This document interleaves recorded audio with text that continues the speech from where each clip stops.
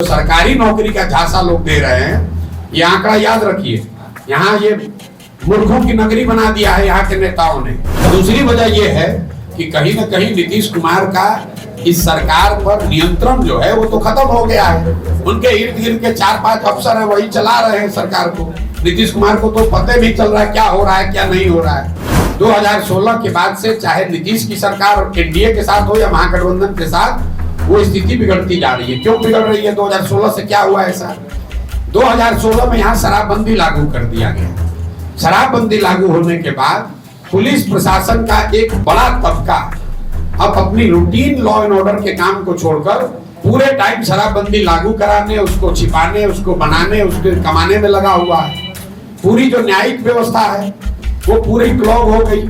8.5 लाख शराबबंदी के केस हुए हैं। नमस्कार, मैं स्वीटी और आप देख रहे हैं एनवीसी 24। जनसुराज के सूत्रधार प्रशांत किशोर लगातार पदयात्रा पे निकले हुए हैं। ऐसे में 2 दिन के दौरे पर पहुंचते हैं शिल्पनगर में। ऐसे में आपको बता दें कि उन्होंने जमकर तेजस्वी यादव पर हमला बोला है। उन्होंने साफ तौर पे कहा कि बाबूजी का दुकान था, इसलिए राजनीति में आ गए। आपको बता दें कि लगातार प्रशांत किशोर के स्वागत के लिए कई प्रखंडों में कार्यक्रम रखा गया, जहाँ हजारों की संख्या में लोगों ने उनका जोरदार स्वागत किया। सबसे पहले प्रशांत ने गया जिले के इमामगंज प्रखंड के गांधी मैदान में जनसंवाद किया। गया की जनता को जनसुराज अभियान और पदयात्रा के बारे में बताया। बिहार की जनता को इस पदयात्रा से क्या नफा नुकसान होगा, इस बारे में भी विस्तार से जानकारी दी। प्रशांत ने कहा कि 6 से 7 महीने बाद वह पदयात्रा पर गया आएंगे और गांव-गांव घूमकर जनता की समस्याओं को समझेंगे। आपको बता दें कि इमामगंज और बेलागंज में होने वाले विधानसभा उपचुनाव में जनसुराज की भागीदारी पर पूछे गए सवाल का जवाब देते हुए प्रशांत किशोर ने कहा कि जनसुराज चुनाव लड़ेगा तो बेलागंज और इमामगंज दोनों जगह लड़ेगा। 2 अक्टूबर के बाद अगर चुनाव होगा तो निश्चित तौर पे चुनाव लड़ा जाएगा, लेकिन अगर 2 अक्टूबर से पहले चुनाव होता है तो जनसुराज के साथी अगर मिलकर तय करेंगे चुनाव लड़ना है तो जनसुराज से जुड़े किसी निर्दलीय साथी को समर्थन देकर चुनाव लड़ाया जा सकता है। आपको बता दें कि गया में प्रेस वार्ता के दौरान एक सवाल का जवाब देते हुए प्रशांत किशोर ने कहा कि राजद के प्रदेश अध्यक्ष ने चिट्ठी निकालकर अपने नेताओं को रोकने का प्रयास किया, जिसमें कहा गया कि आप लालू के सिपाही हैं, समाजवाद के रक्षक हैं, दल छोड़कर नहीं जाने का आग्रह किया। तेजस्वी जी खुद समझ नहीं पा रहे हैं कि वो क्या बोल रहे हैं, अपने नेताओं और कार्यकर्ताओं को गाली दे रहे हैं। उन्होंने तेजस्वी यादव पर हमला बोलते हुए कहा कि पढ़ाई लिखाई उन्होंने किया नहीं, बाबूजी की दुकान थी तो राजनीति में आ गए। तेजस्वी अपने नेताओं को ही भ्रष्ट बोल रहे हैं। ऐसे में जो 98% बिहार के लोगों को ना सरकारी नौकरी है ना हो सकती है, इसे 2% सरकारी नौकरी के जाल में फंसाकर कोई रिजर्वेशन की बात कर रहा है। जब तक बिहार में लोगों को सस्ती और सुलभ ऋण नहीं उपलब्ध कराया जाएगा तब तक यहाँ पलायन नहीं रोका जा सकता। गया में प्रशांत किशोर ने कहा कि बिहार को अगले 10 वर्ष में देश के 10 अग्रणी राज्यों में शामिल करने के लिए जो विजन डॉक्यूमेंट है उसको जारी किया जाएगा। बिहार के 8,500 पंचायतों का अलग अलग अगले 10 वर्षों का या योजना बनाकर जारी करेंगे।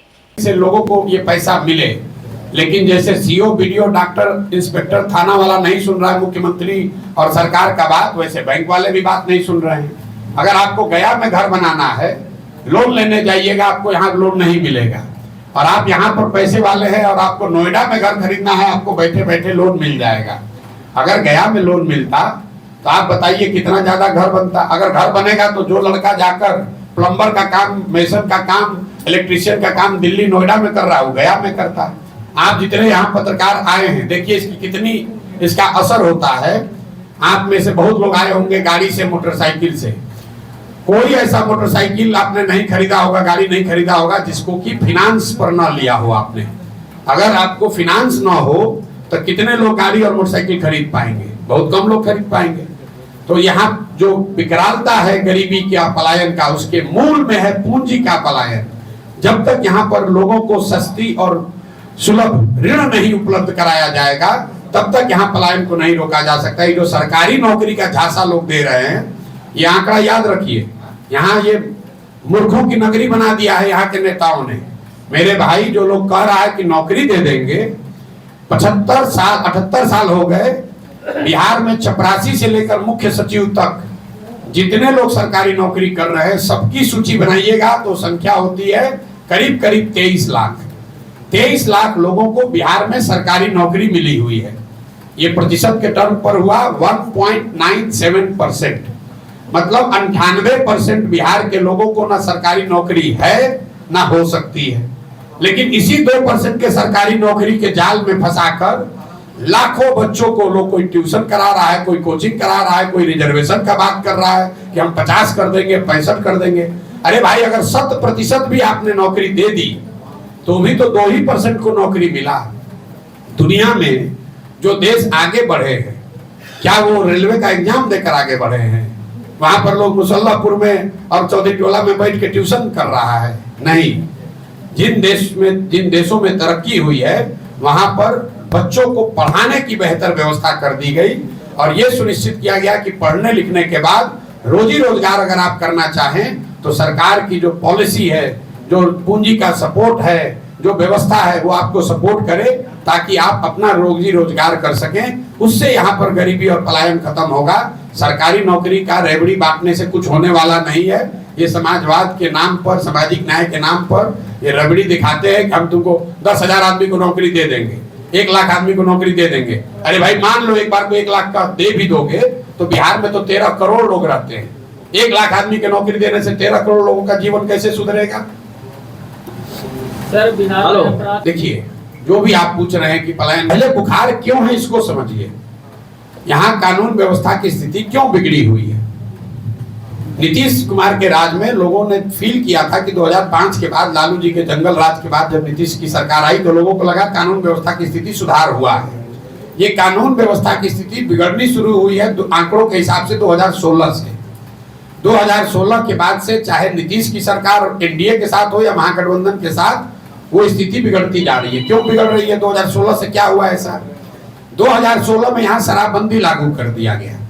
शराबबंदी लागू होने के बाद पुलिस प्रशासन का एक बड़ा तबका अब अपनी रूटीन लॉ एंड ऑर्डर के काम को छोड़कर पूरे टाइम शराबबंदी लागू कराने, उसको छिपाने, उसको बनाने, उसके कमाने में लगा हुआ है। पूरी जो न्यायिक व्यवस्था है वो पूरी क्लॉग हो गई। 8.5 लाख शराबबंदी के केस हुए हैं। 6.5 लाख से ज्यादा केस हैं जो कोर्ट में लंबित हो गए। 1,23,000 से ज्यादा लोग जेलों में बंद हैं। आपने सुना होगा जो देश के चीफ जस्टिस हैं, उन्होंने कहा कि भाई बिना सोचे समझे ऐसा पॉलिसी बनाते हैं, उसकी वजह से सारी व्यवस्था खराब हो जाती है। तो जिन न्यायालयों में, जिन थानों पर पहले से ही काम का दबाव था, उस पे आपने इतना बड़ा काम ऊपर से डाल दिया। अब ये इसमें लोग पैसा कमा रहे हैं, लूट रहे हैं, और जो कानून व्यवस्था की बात है उसको छोड़ दिया। जो 1 मिनट रुक जाइए, जो लड़का पहले वहां गांव में घूम रहा था वो शराब का बोतल इधर से उधर कर रहा है, स्मैक पी रहा है और गन चला रहा है, इसलिए अपराध बढ़ रहा है। तो जो लॉ एंड ऑर्डर की स्थिति बिगड़ी है, मेरा मानना है कि उसमें शराबबंदी का एक बहुत बड़ा योगदान है। और दूसरी वजह यह है कि कहीं न कहीं नीतीश कुमार का इस सरकार पर नियंत्रण जो है वो तो खत्म हो गया है। उनके इर्द गिर्द के 4-5 अफसर हैं, वही चला रहे हैं सरकार को। नीतीश कुमार को तो पता नहीं चल रहा है क्या हो रहा है, क्या नहीं हो रहा है। जो अफसरों ने बताया वो सुने, और जो अफसर ने नहीं बताया वो नहीं सुना।